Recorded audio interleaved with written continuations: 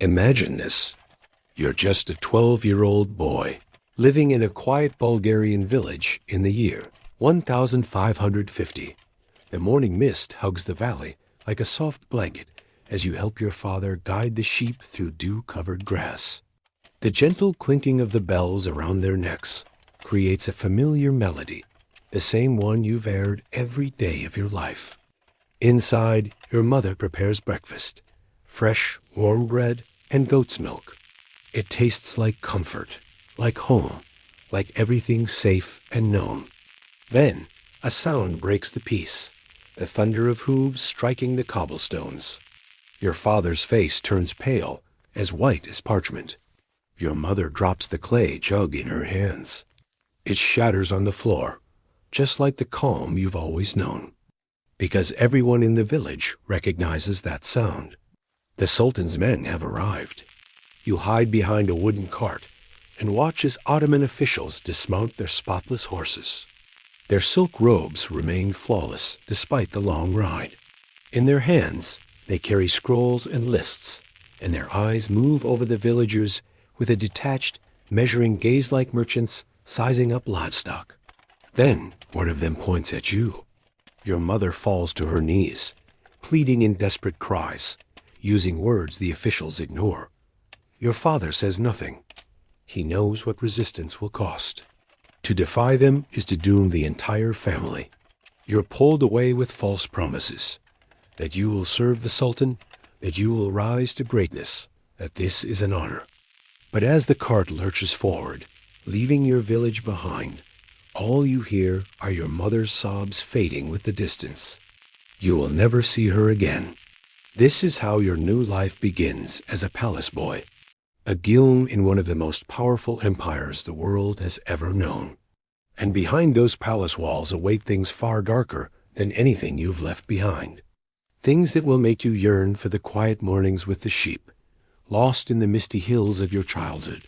Before we uncover the buried stories of suffering and survival that history rarely tells, take a moment, if you redrawn to these hidden truths, to hit the like button and subscribe for more stories like this. And feel free to comment below and share where in the world you're listening from. It's a remarkable thing that across different continents and time zones, we're discovering these lost chapters of the past together, bound by a shared curiosity that stretches across centuries. The road to Istanbul was just the beginning. And with it came your first taste of the cruel, calculated system that would shape your new reality. You and dozens of other boys were marched for weeks across harsh, unforgiving terrain.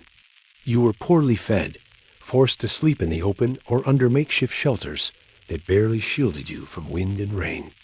The weakest among you, those who couldn't keep up, who fell ill, or who simply gave up, were left behind to die. No one stopped. No one looked back. That was your first lesson in Ottoman palace life. Weakness meant death. Only the strongest, the smartest, or the most adaptable would survive what lay ahead. A boy your age walked beside you, maybe 14. He said his name was Nikos, from a fishing village somewhere along the Greek coast. But he warned you in a whisper that his name wouldn't be his for long. Soon, even that would be taken from him. On the third night, Nikos tried to escape. He made it less than a mile before the guards caught him. They dragged him back to camp and beat him in front of everyone. His screams pierced the still night air. You shut your eyes, trying to shut it out. But pain like that has a sound you can't unhear. And the message was clear. There is no escape. There is no fight. By the time you reached the edge of Istanbul, you had already learned how to move like a shadow. Speak only when spoken to. Never meet a guard's eyes. Make yourself invisible when their gaze turned cruel. You had seen boys vanish in the dark, some who ran, some who simply broke. Their sudden absence in the line haunted you. Each empty space was a reminder. You might be next. The skyline of Istanbul should have been beautiful minarets rising into the sky, the vast dome of the Hagia Sophia, the glittering sprawl of the palace that waited atop the hill. But beauty didn't move you. All you felt was dread, heavy and sharp in your gut. That city on the horizon meant the end of everything you had known, and the beginning of everything you feared. When you arrived, there was no rest. The surviving boys were immediately separated, sorted into groups like livestock. Your first selection had begun. The process was clinical, invasive, and dehumanizing. They inspected your teeth like you were a horse. They checked your skin for scars or blemishes. They measured your height, your shoulders, your posture. They made you count, recite letters, respond to commands. They watched how quickly you moved, how clearly you spoke, how obedient you seemed. Their eyes held no warmth, only cold calculation, like art dealers judging statues for cracks. In that moment, you stopped being a child. You had become an object to be shaped, a tool to be trained, a possession of the empire. The most striking boys, the ones with beauty, sharp minds, or both, were chosen for the palace school, the Endorian. Others were sent to become janissaries, elite soldiers of the empire. But for those destined to serve within the palace walls, the tests ahead would not be of war or weapons. They would be tests of the spirit. Not all trials leave bruises on the skin. Some burrow deeper. You were one of the chosen few selected for the Endorian school, nestled deep within the imperial grounds of Topkapi Palace. The officials who selected you admired your clear skin, the quickness in your eyes, the fluency with which you answered their questions. And they smiled. But you would later learn those smiles were not kind.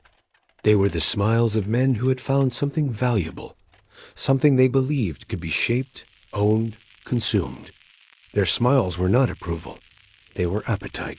The Endorian has often been described as one of the first formal academies for gifted youth in the world. And in a way, that's true. You were taught Arabic, Persian, and Turkish. You studied mathematics, astronomy, philosophy, and law. You learned music, poetry, calligraphy, and the skills of artisanship. But the price of this education was steep. It demanded not just discipline, but obedience, silence, and the gradual erasure of the boy you once were. The palace complex became your new world, a labyrinth of marble corridors, guarded thresholds, and silken rooms that shimmered with beauty while hiding something colder beneath. The dormitory where you were assigned stretched out like a long, echoing crypt. Narrow beds lined the walls, each made with silk sheets that clung to your skin like restraints. No windows to the outside, no whispers of freedom. That first night, you did not sleep. You lay in silence, staring into the darkness, your body still but your mind racing. Around you, other boys wept into their pillows, muffling the sounds so they wouldn't be punished. Whispers danced between beds, voices you didn't understand, languages from faraway places, some crying for home, others praying softly. And above it all, the slow, deliberate footsteps of older boys and supervisors pacing the halls after curfew. You knew, without needing to be told, you were not safe here, not really, not ever. This was no school in the way you once understood it. This was training. This was containment. This was transformation of the body, of the mind, of the very name you had once been given. And in time, if you survived long enough, even your memories would start to feel like stories from someone else's life. You held tight to the small wooden cross, the one your mother had slipped into your palm in those final desperate seconds before they tore you from her arms. That night, it rested beneath your pillow, hidden like a sacred relic. But by morning, even that last piece of your old life was gone. A servant found it. They confiscated it without a word. Later that day, you were summoned, stripped of your birth name, and given a new one, Mehmet.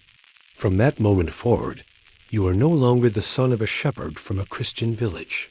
You are now a servant of the empire, and faith was the cornerstone of that transformation. The ceremony of conversion was elaborate, cloaked in pageantry. You stood in ornate robes, surrounded by chanting clerics, as if this path had been freely chosen. But everyone present knew the truth. There was no choice. Not for you. Not for any of the boys. You repeated the words as instructed. You bowed when told to bow, and outwardly you conformed. But inside, you clung to the lullabies your mother once sang, and the stories your father used to whisper beneath the stars. Those memories became your quiet rebellion.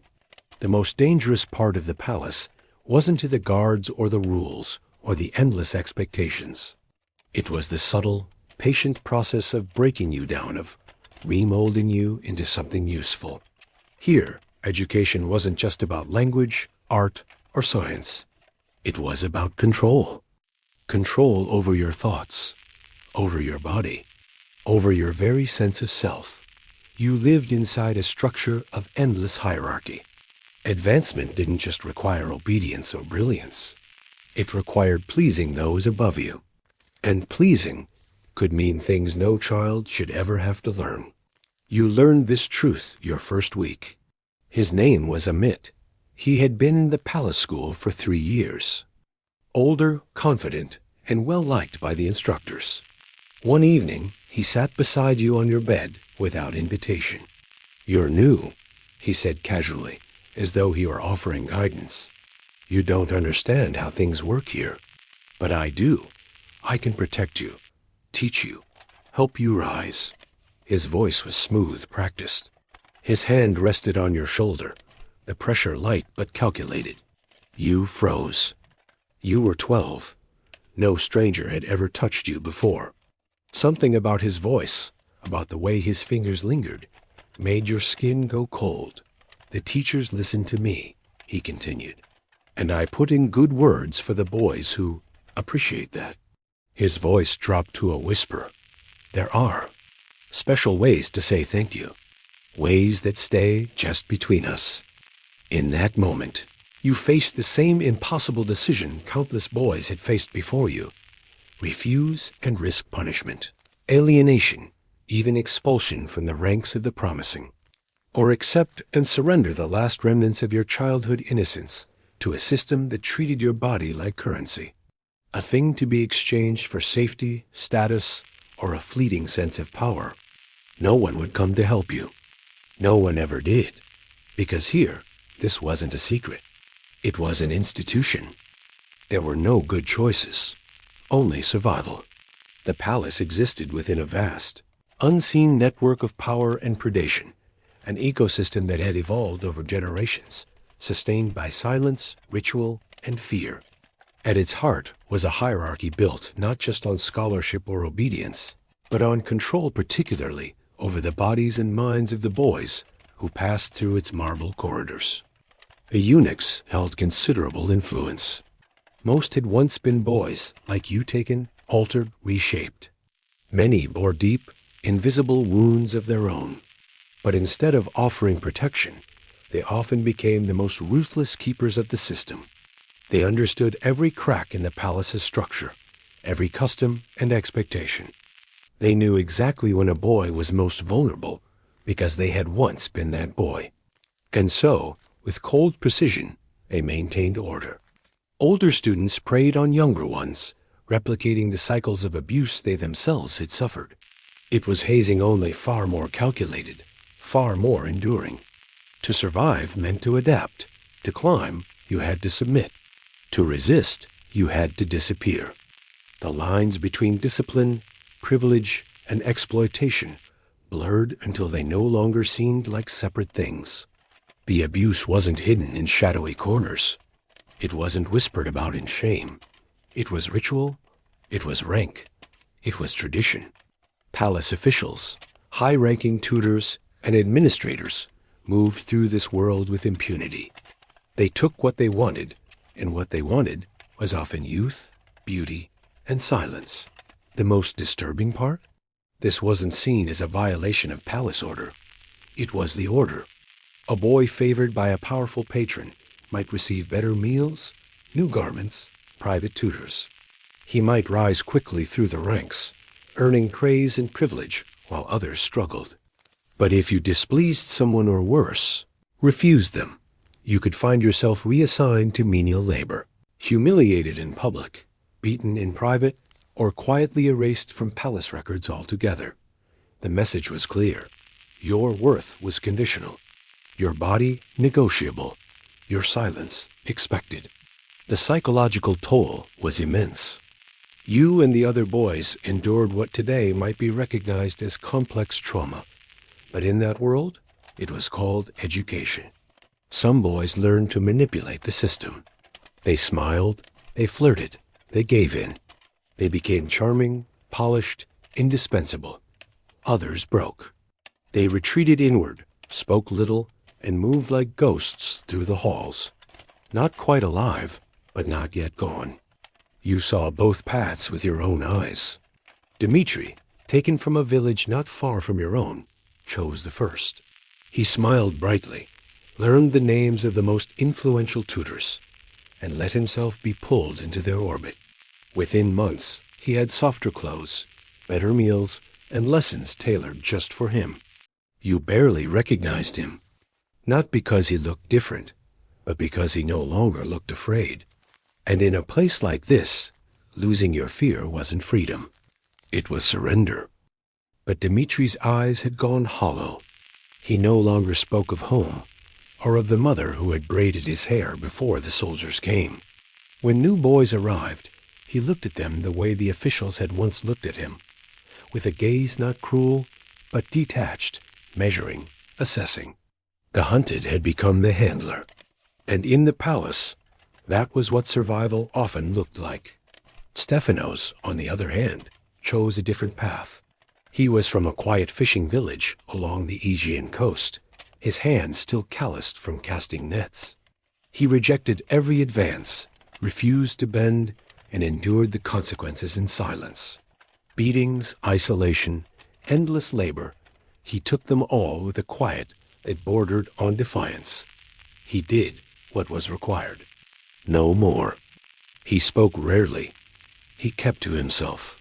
Each day he seemed to shrink, as though his soul was pulling away from the world around him. And then, one morning, his bed was empty. No one asked. No one spoke his name again. In the palace, disappearance was a language of its own. You tried to find a middle way. You allowed certain advances, enough to avoid punishment, enough to survive. But you clung tightly to a small, hidden part of yourself. A memory, a voice, a name no one else knew. Something untouched. But the palace was not built for balance. It was built for transformation. Each day brought a fresh test. Another trade between your dignity and your safety. Another choice between being broken or being used. The system did not tolerate partial submission. It demanded everything. Occasionally, foreign visitors caught glimpses of the hidden machinery behind the imperial facade. Their writings, though shaped by distance and misunderstanding, still betray a certain horror. A Venetian ambassador in the 16th century wrote with discomfort about the peculiar intimacy between court officials and the young boys who served them. He described seeing children no older than 10 draped in fine fabrics, glittering with jewels, attending to men with a closeness that defied explanation. A French diplomat in the 17th century was more candid. He described the pages as ornamental birds in golden cages, their faces lowered, their steps rehearsed, their smiles practiced. But behind their eyes, he noted, was fear. A fear so polished, it had almost become invisible. He observed the possessive glances of high-ranking officials, the unspoken ownership, the expectation. He saw how the boys flinched, not when struck, but when touched. The physical conditions of your life only deepened the psychological wounds. You lived packed into marble dormitories, stripped of privacy and identity. Every action, when to rise, when to pray, when to eat, when to sleep, was controlled, watched, enforced. Even dreams weren't safe. You learned not to cry at night, not because it was forbidden, but because it let them know you still had something left to lose. And in the palace, loss was the only certainty. You were fed at precise hours meals that were adequate but never abundant. Each day unfolded according to a strict schedule, designed not merely for discipline, but for domination. There was no time for quiet, for thought, for resistance. The structure itself became a form of control. Punishment was common, deliberate, imaginative, and always public. The aim was not correction. It was humiliation. Even minor infractions, speaking your native language, whispering the wrong prayer, hesitating during rituals, could earn you a beating, isolation, or worse. You remember Milos, a quiet boy from the mountains, who had been caught performing the old prayers under his breath. The next morning, he was forced to stand naked in the palace courtyard, while others were encouraged to jeer, to mock, to spit. The message was clear. Your past was not only forbidden, it was something to be ridiculed, erased. But punishment wasn't the only mechanism of control. The palace had its own internal economy, a hierarchy built not on currency, but on obedience and favors. Small privileges, slightly better meals, softer bedding, access to books or instruments could be earned through exemplary behavior, or by pleasing the right person. In this closed world, these tiny comforts took on outsized meaning. A slice of sweet bread, a clean robe, 5 extra minutes of sleep, these became the markers of status and survival. It taught you to adapt, to read faces, to anticipate moods. You learned that helping older students with their studies might shield you from their advances. That showing promise in your lessons could attract the protection of instructors, if not their affection, then at least their oversight. Perfect obedience became a performance. And if you performed well enough, sometimes you were left alone. But not everyone adjusted. Some boys still clung to the idea of escape, even knowing the odds. The palace sat on a narrow peninsula, its outer walls hugged by the sea. Escape meant swimming, hiding, stealing, surviving, all while being hunted. You witnessed the return of one such boy. He had tried to swim across the Golden Horn under the cover of fog. He nearly made it, but the current was stronger than he expected, and the patrol boats faster. They dragged him back half-conscious. What followed was not just punishment, it was spectacle. He was beaten in front of every dormitory, every hallway, every classroom. And when it was over, he no longer walked the same. He remained in the palace, but he never ran again. And no one else tried to escape for a long time.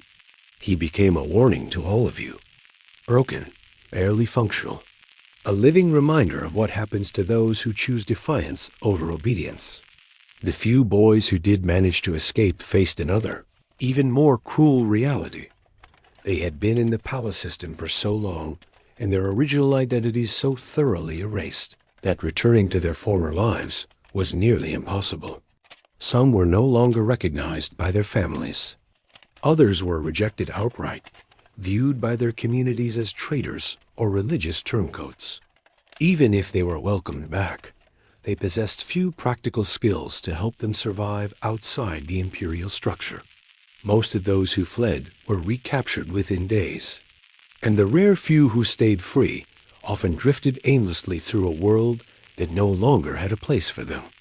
As you grew older within the palace walls, surviving through sharp instincts, strategic obedience, and quiet adaptability, you faced deeper challenges, ones that targeted not your body, but your soul. The most capable boys were rewarded with appointments to high offices in the imperial administration. But that success came at a terrible cost. To rise, you had to help preserve the very system that had destroyed you. And then came the most harrowing realization of all. The teachers who had molded you, who had broken you down and remade you, were themselves once boys like you, taken, reshaped, and fed back into the machinery of empire. That knowledge brought you to a brutal choice. You could resist the system and risk being consumed by it. Or you could surrender completely, become part of the structure, and do to others what had been done to you. You could become the hand that selects the next generation of boys, breaks them, remakes them, and ensures the hierarchy remains intact. Many chose that second path. It was easier to become the predator than to remain the prey. The graduation ceremony, known as chikma, marked your formal entry into imperial service. It was the end of your palace training and the final seal on your transformation.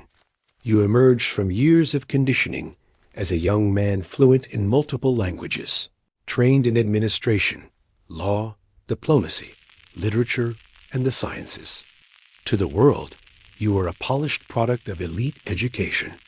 But beneath that refined surface, something essential had been taken. Your soul had been reshaped, your understanding of power permanently entwined with coercion and control. Your ability to form healthy, human connections was damaged in ways that might never truly heal. For many, chikma was not a liberation. It was merely a passage from one form of exploitation into another. Those who were appointed to administrative roles quickly discovered that the rules of power they had learned in the palace still applied. Sexual favors and political advancement remained deeply intertwined, and the skills of manipulation, submission, and survival continued to shape their adult lives. Those assigned to military careers fared no better. They carried with them the psychological scars of their palace upbringing, many becoming brutal enforcers of imperial will, others simply collapsing under the weight of years of institutional abuse, unable to find meaning in lives built atop trauma. The Ottoman elite maintained a deliberately complex attitude toward these practices. On paper, official regulations prohibited mistreatment and misconduct. But in practice, palace authorities often turned a blind eye so long as the system continued producing loyal, capable servants of the state. Human suffering was regarded as an acceptable cost for imperial stability. Any criticism, whether domestic or foreign, was dismissed as a misunderstanding of the empire's refined methods of education and development. Contemporary Ottoman writers occasionally hinted at the system's darker undercurrents, but most still defended its overall function. One 16th century court historian wrote, "It is true that the palace school demands great sacrifices from its students, and not all who enter emerge unchanged. But from this crucible of discipline and instruction come the empire's finest servants, men whose loyalty has been tested and whose capabilities have been refined to excellence." This language of refinement and transformation masked a far more disturbing truth. Your sacrifices included systemic sexual exploitation. Your discipline meant the erasure of your original identity and its replacement with one built for imperial use. And your education cost you your childhood, your freedom, and your ability to relate to others in any natural or unguarded way. What makes the Ottoman palace system particularly unsettling is not just the abuse, but how that abuse was inseparably woven into genuine intellectual and cultural enrichment. Yes, boys were taught advanced subjects by the standards of the time: philosophy, mathematics, languages, law, and diplomacy. But every lesson was delivered within a structure designed to dominate their bodies and minds. It is this combination, the prestige of education with the permanence of psychological trauma, that made the system so effective and so deeply tragic. You learned to read and write in languages that opened doors across empires.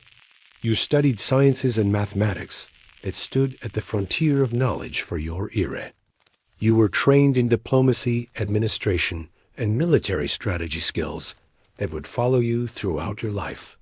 But this education could never be separated from the exploitation it was built upon. The same instructors who broadened your intellectual horizons were often the ones who violated your most basic rights. The same institution that promised opportunity did so by first dismantling your innocence. Every achievement came at a cost: your dignity, your autonomy, and your ability to view power without the shadow of abuse. The palace system exposes a deeper truth about premodern civilizations: the entanglement of power, sexuality, and violence. The Ottomans were not alone in exploiting the young. Such practices appeared in different forms across ancient and medieval societies. But what set the Ottoman system apart was its scale, its meticulous structure, and its deep integration into the machinery of empire. This was no secret perversion. It was an open institution praised for its efficiency, defended by its beneficiaries, and designed to transform vulnerable children into loyal instruments of the state. By the 17th and 18th centuries, the system began to erode. Advancements in military technology reduced the centrality of the Janissary corps. Bureaucratic modernization and growing European influence challenged the need for palace-trained officials. Shifts in social attitudes, both within and outside the empire, gradually forced change. But for the thousands of boys who passed through the palace gates during its height, these reforms arrived far too late. Their childhoods had already been traded for state service. Their innocence had already been lost in gilded halls and shadowed corridors. Their spirits had been reshaped to serve the ambitions of others. What remained were men who had been raised to obey, to charm, to survive, not to live freely. Many did survive. Some even thrived, becoming viziers, generals, governors, and architects of imperial destiny. But they rose within a system that had once consumed them, and in rising, many became what they had once feared. They had learned that beauty was both weapon and curse, that intellect had value, but humanity did not. That advancement meant giving up parts of themselves that could never be reclaimed. Their legacy is one of brilliance forged through pain of brilliance that cost too much. Yet they carried with them the scars of their palace years. Many went on to replicate the same cycles of abuse that had once broken them. Others faded quietly into historical obscurity, their suffering unrecorded, their names preserved only in dry administrative ledgers, noting the date of their arrival, the training they received, and the post to which they were assigned. Today, the palace walls that once rang with the footsteps of boys like you still stand transformed into a museum. Tourists stroll through its grand courtyards, awed by the architecture, mesmerized by the opulence of its domes and tilework. They admire the elegant chambers where princes and pages were once educated, unaware of what those rooms truly witnessed. They see the splendor, but not the silence. The marble corridors peep their secrets well. The very spaces where knowledge and cruelty were blended now echo with guided tours that speak of administrative excellence and imperial discipline, but not of the children who paid the price. No mention is made of those who died rather than yield, or of those who emerged successful, yet inwardly shattered. And as I close this encounter story, imagined, but no less real, I'm reminded of the quiet truth beneath all empires, that behind every golden dome and jewel-inlaid hall lies a cost. You, the nameless boy Ive, followed through this story standing in those cold corridors with fear in your heart and silence on your lips, represent thousands.